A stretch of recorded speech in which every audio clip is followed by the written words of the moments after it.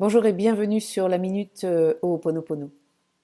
Aujourd'hui, on va parler un petit peu de la peur et la résistance par rapport au changement. Et je vous dis ça parce que le changement aujourd'hui paraît assez inévitable.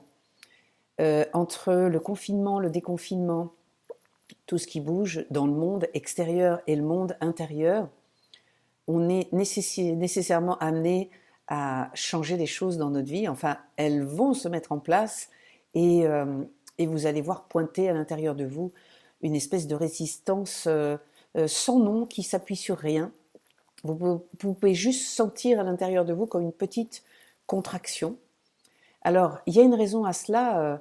Il y a, je crois que c'est lundi. Lundi, la planète Mars est en train de faire son reset. C'est-à-dire qu'elle passe à 0 degré Bélier, qui est son signe. Et chaque fois qu'il y a un reset comme ça, il y a vraiment tous les compteurs qui se remettent à zéro. Donc il est vraiment possible d'aller dans un changement.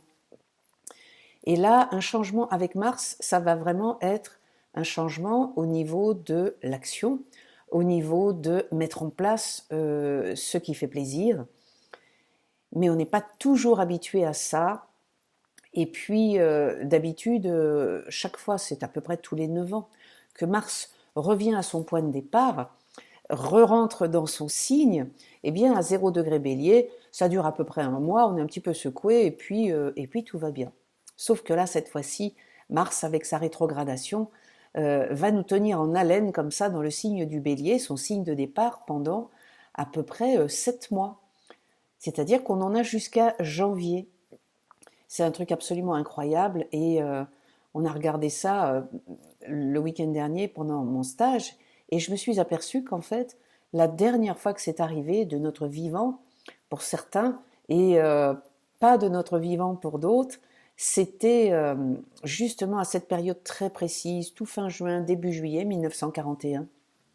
En pleine guerre, pas étonnant qu'aujourd'hui on fasse des associations avec la situation et un état de guerre qui en fait n'en est pas tout à fait un. On voit bien comment ça a évolué depuis 1941. N'empêche que dans la mémoire cellulaire transgénérationnelle, il est quand même inscrit comme un état de grand changement. Et c'est là où vous pouvez commencer à sentir à l'intérieur de vous un petit peu de résistance. Pourquoi est-ce qu'on résiste au changement? Bah, en fait, on a peur de perdre sa sécurité. Et il y a une espèce d'adage anglophone, je ne sais pas s'il est traduisible en français, mais qui dit vaut mieux une souffrance connue qu'un plaisir inconnu. Alors évidemment, l'ego s'enflamme en entendant ça, en disant mais non, mais pas du tout pour moi. Mais je ne vous parle pas de ce que vous pensez, je vous parle de la réalité telle qu'elle peut être engrammée dans les mémoires cellulaires. Et même si on sait qu'un changement peut être bénéfique, on a toujours une petite appréhension. On croit que on peut se foutre dedans et que ça va être la pire décision de notre vie. Voilà pourquoi ça commence déjà à résister. Ensuite, on a l'impression qu'on perd un sentiment d'appartenance. Il va y avoir une perte, il va y avoir quelque chose auquel on était attaché, identifié, qui va lâcher, et on n'arrive pas à se projeter dans. Il va y avoir quelque chose de nouveau. C'est engrammé à l'intérieur comme le nouveau égale danger. On a aussi peur de ne pas être assez compétent. On va avoir des choses à apprendre, des nouvelles choses à mettre en place et on ne sait pas en fait à l'intérieur si on est capable. On est en train de se reposer sur des acquis, des choses qu'on a construites et puis maintenant on se dit non mais là si je dois tout recommencer, je ne sais même pas si je suis capable. Du genre, si je devais perdre mon permis, est-ce que je suis capable de repasser le permis avec les nouvelles modalités? Donc vous voyez, on a vraiment peur de perdre le contrôle sur sa vie, peur de ne pas être capable de s'ajuster et on a aussi peur que quand les changements arrivent par quelqu'un d'autre, un licenciement, un divorce qui ne serait pas choisi, eh bien on a encore plus peur quand la chose vient de quelqu'un d'autre, comme si on était persuadé que ce n'était pas pour notre bien. Donc vous voyez, dans le changement, bien qu'on l'aime, bien qu'on l'appelle, bien que le travail sur soi amène de la nouveauté, il y a à un moment donné une grosse résistance, c'est-à-dire qu'on a l'impression qu'on a monté de 3 marches Et si vous ne faites pas de travail sur vous, vous avez vraiment l'impression que, eh bien, ça va aller ou de mieux en mieux, et ou si vous êtes identifié à des catastrophes, de pire en pire. Mais on a tendance à regarder la vie sous forme d'une courbe newtonienne. Ça monte ou ça descend? En fait, pas du tout. Ce sont vraiment des dents de scie. Donc, le confinement, le post-confinement, nous a certainement, au niveau vibratoire, fait faire 3 pas en avant.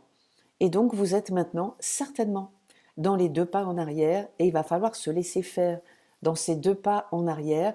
Il faut laisser toutes les résistances remonter en les regardant, en les nettoyant, bien sûr. C'est ce que je vais vous proposer aujourd'hui, mais sans vous inquiéter, parce que ce que ça raconte, ce sont des choses du passé et pas des choses du présent.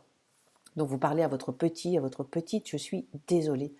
Je ne savais pas à quel point les changements avaient été douloureux pour toi, à quel point tu ne t'étais pas senti accompagné et à quel point la nouveauté avait été vécue comme une terrible cassure.